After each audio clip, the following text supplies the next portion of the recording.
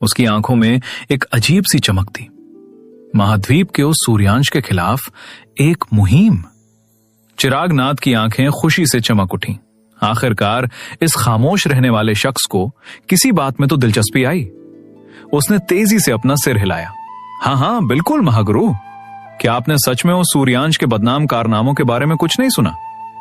उसकी आवाज में एक साफ नफरत झलक रही थी। बदनाम कारनामे? सूर्यांश थोड़ा कंफ्यूज हो गया।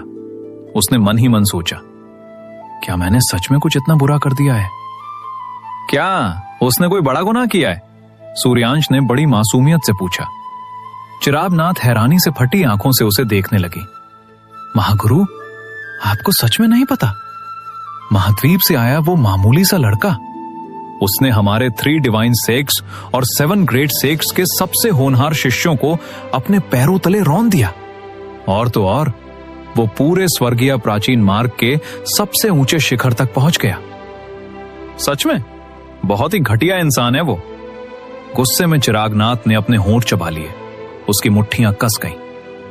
एक अनजान और पिछड़े इलाके से आया हुआ लड़का हमारे डिवाइन सेक्ट के जीनियस शिष्यों को हरा दे, ये एक ऐसी बेइज्जती है जिसे हम कभी बर्दाश्त नहीं कर सकते। वो गहरी सांस लेते हुए आगे बोली, आपको नहीं पता महागुरु, जब मैं स्वर्गीय प्राचीन मार्ग से नीचे लौटी तो हमारे हॉल मास्टर का चेहरा गुस्से से कितना लाल हो चुका था। उन्होंने हम पर जो गालियों की बरसात की वो मैं कभी नहीं भूल सकती। डिवाइन सेक्ट का कोई भी शिष्य उनकी उस भयानक डांट से बच नहीं पाया। 1 महीने से ज्यादा का वक्त बीत चुका है और ये लोग अभी तक उसी बात को पकड़कर बैठे हैं। सूर्यांश ने अपनी हंसी छुपाने के लिए हल्का सा खांसा। लेकिन इसमें कोई बुराई तो नहीं है ना? अगर तुम लोग हार गए तो इसमें उसका क्या कसूर? यह सुनते ही चिराग नाथ का चेहरा गुस्से से लाल हो गया। वो भड़कते हुए बोली, अगर बात सिर्फ हार जीत की होती तो हम अपना मुंह बंद रखते। हमें अपनी हार मानने में कोई शर्म नहीं है, लेकिन उस कमीने ने पूरा स्वर्गीय प्राचीन मार्ग ही तबाह कर दिया। उसके बाद जो भी शिष्य वहां गए उन्हें बिना किसी वजह के पूरे 9000 कदम फालतू में चलने पड़े। क्या इतना घटियापन काफी नहीं है? हाँ? सूर्यांश एक पल के लिए सुन्न रह गया। तुम्हें किसने बताया कि स्वर्गीय प्राचीन मार्ग सूर्यांश ने तबाह किया था? वो तो साफ तौर पर उस प्राचीन माया असुरा का काम था। फिर सारा इल्जाम मेरे सिर पर कैसे आ गया? चिराग नाथ ने कंधे उचकाते हुए कहा, वो सबसे पहले शिखर पर पहुंचा था और उसके कुछ ही देर बाद वो मार्ग टूट कर बिखर गया। अगर उसने ये तबाही नहीं मचाई तो फिर और कौन हो सकता है? सूर्यांश पूरी तरह से अवाक रह गया। उसके पास कहने के लिए कोई शब्द ही नहीं बचे थे। असल में उस दिन की घटना बहुत बड़ी थी, क्योंकि उसमें बाहरी लोक के कर्म और प्रभाव जुड़े हुए थे। इसीलिए जिन बड़े अधिकारियों को असली सच्चाई पता थी, उन्होंने जानबूझकर अपने शिष्यों से यह बात छुपा ली। और नतीजा, सब ने मिलकर सूर्यांश को बलि का बकरा बना दिया। सीनियर टायरेंट, क्या आपको नहीं लगता कि सूर्यांश नाम के उस घमंडी लड़के के खिलाफ हमें एक मुहिम चलानी चाहिए? चिराग नाथ ने उम्मीद भरी नजरों से पूछा। सूर्यांश ने पूरी गंभीरता से सिर हिलाया। बिल्कुल, क्यों ना मैं भी तुम्हारे साथ चलकर उसके खिलाफ इस मुहिम में हिस्सा लूं? चिराग नाथ की आंखें खुशी से चमक उठीं। सच में? यह तो बहुत शानदार होगा। अगर सीनियर टायरेंट हमारे साथ होंगे तो वो सूर्यांश डर के मारे अपने घुटनों पर आ गिरेगा। सूर्यांश ने इस बात का कोई जवाब नहीं दिया। उसने बस शांति से आंखें बंद कर ली। उसने चिराग नाथ को बादलों को उड़ाने और रास्ता तय करने की जिम्मेदारी सौंप दी और खुद अपना पूरा ध्यान ब्लैक स्काई आइस के अभ्यास पर लगा दिया। पिछली बार जब वो इसके प्रथम स्तर का अभ्यास कर रहा था तो चिराग नाथ के ऊपर आई मुसीबत की वजह से उसे बीच में ही रुकना पड़ा था, लेकिन इस बार उसका लक्ष्य इसे पूरी तरह से परफेक्ट बनाना था। अगर असली लड़ाई के जरिए से देखा जाए तो नजदीकी मुकाबलों में यह तकनीक एक बेहद खतरनाक और अचूक हथियार थी, खास तौर पर तब जब दुश्मन को इसके बारे में कोई अंदाजा ना हो। यहां तक कि उस मुसीबत की जड़ हेलबीस्ट तक की आंखें इस हमले से अंधी हो गई थी। अगर उस वक्त सूर्यांश ने इसे तीसरे स्तर तक सीख लिया होता तो शायद वो उसी पल उस हेलबीस्ट का सिर उड़ा देता और हमेशा के लिए वो खतरा खत्म हो जाता। यही सोचते हुए उसने ब्लड थंडर का एक बड़ा हिस्सा बाहर निकाला और उसे अपने शरीर में सोखते हुए अभ्यास में डूब गया। आधा दिन बीत चुका था। सूर्यांश ने अपनी आंखों के सामने मौजूद खत्म हो चुके ब्लड थंडर की खाली जगह को देखा। उसकी आंखों में हल्की सी हैरानी थी, सिर्फ दूसरे स्तर तक पहुंचने के लिए मुझे ब्लड थंडर के 7 हिस्सों को चलाना पड़ा। ऐसा लगता है कि दिव्य वज्र षट भाग के जितने ज्यादा हिस्सों का मैं अभ्यास करूंगा, मुझे उतनी ही ज्यादा वज्र शक्ति की जरूरत पड़ेगी। जब वो मेघ छाया मार्ग का अभ्यास कर रहा था, तब छिटपुट वज्र ऊर्जा के टुकड़े भी काफी थे। अमर तलवार का अभ्यास करते वक्त हेवनली मैकेनिज्म पवेलियन मास्टर द्वारा छोड़ी गई बची खुची वज्र ऊर्जा ने उसका काम आसान कर दिया था। लेकिन अब ब्लड थंडर के ये 7 हिस्से उस पिछली बची हुई ऊर्जा से कई गुना ज्यादा ताकतवर थे। फिर भी ये ब्लैक स्काई आइस को केवल दूसरे स्तर तक ही पहुंचा पाए। अगर वो इसे अंतिम चरण तक ले जाना चाहता है तो उसे कितनी भयानक वज्र शक्ति की जरूरत पड़ेगी। महागुरु, हम बस नीलम पर्वत के ऊपर से गुजरने वाले हैं। चिरागनाथ की आवाज ने उसके ख्यालों को तोड़ा। सूर्यांश थोड़ा हैरान हुआ। नीलम पर्वत तो सच्चा महागुरु की लोनार झील के काफी करीब है ना? अगर उसे ठीक से याद है तो काशवी पाटिल और अथर्व देशमुख इसी नीलम पर्वत से ताल्लुक रखते थे। ये इलाका आजाद और अकेले घूमने वाले साधकों का गढ़ था। यहां हर तरह के लोगों की भीड़ जमा रहती थी। ज्यादातर लोग ऊर्जा स्थिति रियल्म और गोल्डन कोर रियल्म के थे। नेसेंट सोल रियल्म के साधक यहां ना के बराबर थे, और अगर कोई था भी तो वो महज अपने आरंभिक चरण में ही था।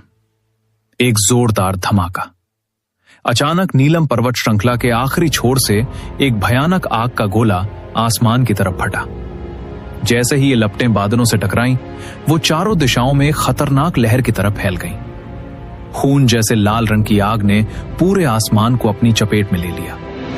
जो कुछ भी इस आग के रास्ते में आया वो पल भर में जलकर राख हो गया। यहां तक कि आसमान में भी बारीक काले रंग की दरारें पड़ने लगी, जैसे हवा ही जलने लगी हो। चिरागनाथ का दिल धक से रह गया। उसके माथे पर ठंडा पसीना आ गया। आग की इस भयानक लहर की ताकत उसके वन ऑरिफिस नेसेंट सोल की बर्दाश्त से कहीं ज्यादा थी। उसने घबराहट में तेजी से बादलों को नीचे की तरफ मोड़ने की कोशिश की, लेकिन आग की रफ्तार बहुत तेज थी। उसे लगा कि बस अब ये लपटें उसे जिंदा निगल लेंगी। लेकिन तभी उसके ठीक पीछे से बिल्कुल वैसी ही खून सी लाल आग की एक लहर उठी और पल भर में एक विशाल कमल के फूल के आकार में ढल गई। इस लाल कमल ने उन दोनों को पूरी तरह से अपने अंदर सुरक्षित कर लिया। ये सूर्यांश की असुरा कर्मग्नि थी। जैसे ही वो विनाशकारी लाल लहर उनके पास पहुंची, वो असुरा कर्मग्नि की मौजूदगी को महसूस करते ही अपने आप रास्ता बदलकर साइड से निकल गई। इस नामुमकिन से दिखने वाले नजारे को देखकर चिरागनाथ की आंखें फटी की फटी रह गईं। सीनियर टायरेंट, ये क्या था? सूर्यांश का चेहरा बिल्कुल शांत था। उसने कोई जवाब नहीं दिया। जैसे ही बाहर आग का तूफान थोड़ा शांत हुआ, उसने तुरंत बादलों का कंट्रोल अपने हाथ में लिया और तेजी से उसी जगह की तरफ बढ़ा जहां से यह धमाका हुआ था। पहाड़ की पूरी चोटी जलकर राख हो चुकी थी। वहां 1000 फीट चौड़ा एक भयानक काला गड्ढा बन चुका था, जिसके अंदर एक बेहद विशाल और रहस्यमयी अंडरग्राउंड पैलेस साफ दिखाई दे रहा था। सूर्यांश ने अपनी आंखें सिकोड़ लीं। मुझे उम्मीद नहीं थी कि इस जगह पर असुरा अग्नि फटेगी। उसे अचानक उस क्रूरक देव की याद आ गई। वही शख्स जिसने काशवी पाटिल और बाकी लोगों को अपने कंट्रोल में कर लिया था और हेवनली मैकेनिज्म पवेलियन तक पहुंचने के लिए समंदर पार कर गया था। क्या ऐसा हो सकता है कि काशवी पाटिल और उसके साथियों को क्रूरक देव इसी अंडरग्राउंड पैलेस की खोज करते वक्त मिला हो? सूर्यांश की नजरों में एक गहरी सोच थी। उसने बादलों को सीधा गड्ढे के अंदर उतार दिया। भले ही क्रूरक देव मारा जा चुका था, लेकिन सूर्यांश के मन में उसके अस्तित्व को लेकर हमेशा एक बहुत बड़ा सवाल खटकता था। क्रूरक देव के जमाने के बाकी सभी असुरा वंश के लोग हजारों साल पहले मर चुके थे, तो फिर वो अब तक जिंदा कैसे था? एक 3 अपॉर्चर सूरा का शरीर हजारों सालों के वक्त की मार नहीं झेल सकता। शायद इस सारे रहस्य का जवाब इसी पैलेस के अंदर छिपा था, अंडरग्राउंड पैलेस के अंदर। काशवी, जल्दी भागो यहां से, मैं इन्हें रोकता हूं। पैलेस का ज्यादातर हिस्सा टूटकर गिर चुका था। मलबे के बीच एक क्रिस्टल का ताबूत रखा हुआ था, जो एक रहस्यमयी लाल खून वाले पानी से भरा हुआ था। चारों तरफ नीलम पर्वत के कई साधकों की जली हुई राख और हड्डियां बिखरी पड़ी थी। काशवी पाटिल का पूरा शरीर इस कदर जल चुका था कि उसकी पहचान कर पाना भी मुश्किल था। उसका दायां हाथ पूरी तरह से कटकर गिर चुका था। वो एक अधेड़ उम्र के आदमी के पीछे छिपी हुई थी, जो गोल्डन कोर 9th लेयर का एक बेहद मजबूत साधक था। जमीन पर बिखरे अपने साथियों की राख को देखकर काशवी की आंखों से आंसू बह रहे थे और उसका चेहरा गुस्से से लाल हो चुका था। अंकल, मैं यहां से कहीं नहीं जाऊंगी। मैं इन दरिंदों को जिंदा नहीं छोड़ूंगी, उसने दर्द से कराहते हुए चीख कर कहा। जब से क्रूरक देव की मौत हुई थी और वो वापस नीलम पर्वत लौटी थी, उनके मन में इस अंडरग्राउंड पैलेस को दोबारा ढूंढने की ललक जाग उठी थी। सुरक्षा के लिए उसने अपने गोल्डन कोर 9th लेयर वाले अंकल को अपने साथ चलने के लिए राजी किया था। इस बार उनका मिशन पूरी तरह कामयाब रहा था। उन्होंने आखिरकार वो रहस्यमयी ताबूत ढूंढ निकाला था, जिसके अंदर क्रूरक देव सदियों तक कैद था। उस ताबूत के अंदर मौजूद उस खूनी पानी की कीमत क्या हो सकती थी, जिसने क्रूरक देव के शरीर को 1000 साल तक सड़ने से बचाए रखा था। इसका अंदाजा लगाना भी मुश्किल था, लेकिन उनकी इस कामयाबी पर एक बहुत ही खूंखार नजर पड़ चुकी थी। नीलम पर्वत के सबसे बड़े और खतरनाक गुट वोहरान संप्रदाय ने उन्हें अपना शिकार बना लिया था। जब वे उस ताबूत को देखने में मगन थे, तभी इस गुट ने चालाकी से पैलेस के जाल को चालू कर दिया। पल भर में उनके सारे साथी मारे गए। सिर्फ काशवी और उसके अंकल ही सही वक्त पर खतरा भांप कर अपनी जान बचा पाए। लेकिन यह राहत कुछ ही पलों की थी। उनके सामने 7 बेहद खतरनाक साधक खड़े थे और वो सातों के सातों गोल्डन कोर 9th लेयर के एक्सपर्ट थे। इस गुट का लीडर वोहरान संप्रदाय का हॉल मास्टर अपने चेहरे पर एक बेहद घटिया और लालची मुस्कान लिए आगे बढ़ा। मैं काफी वक्त से सुन रहा था कि तुम्हारे पास एक गुप्त अंडरग्राउंड पैलेस का सुराग है। मैं लगातार तुम लोगों पर नजर रखे हुए था और देखो, अफवाहें बिल्कुल सच निकली। उसने उस क्रिस्टल ताबूत को देखते हुए अपनी जीभ होंठों पर फेरी। इस तरह का जादुई खूनी पानी, इसकी लालसा तो खुद रक्ष महागुरु भी करेंगे, है ना? काशवी पाटिल की नफरत भरी नजरों को देखकर वो हॉल मास्टर जोर से हंसा। उसने अपनी उंगली से एक क्रूर इशारा किया। इन दोनों का काम तमाम कर दो।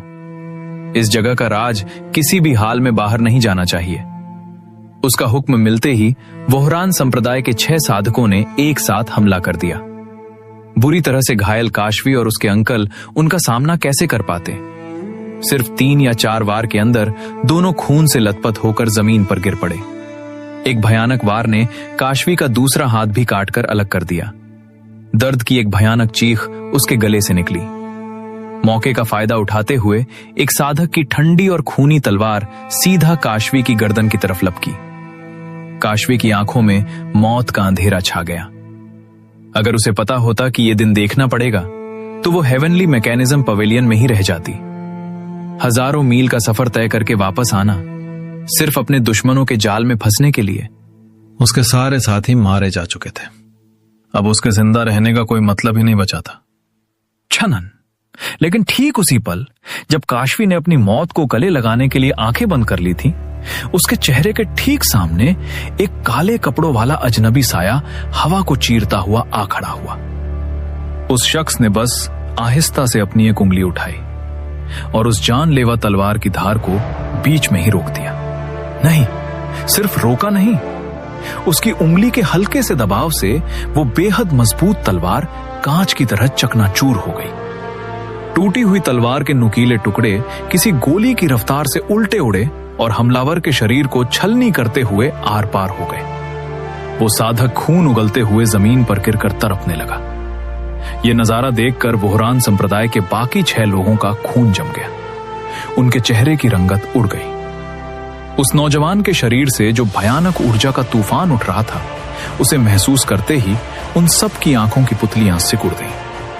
वोहरान संप्रदाय के हॉल मास्टर की आंखों में पहली बार डर की झलक दिखी। उसने अपने कांपते हाथों को जोड़कर कहा, सीनियर, मैं वोहरान संप्रदाय का हॉल मास्टर हूं। हमारे संप्रदाय प्रमुख भी एक नेसेंट सोल रेल्म के महागुरु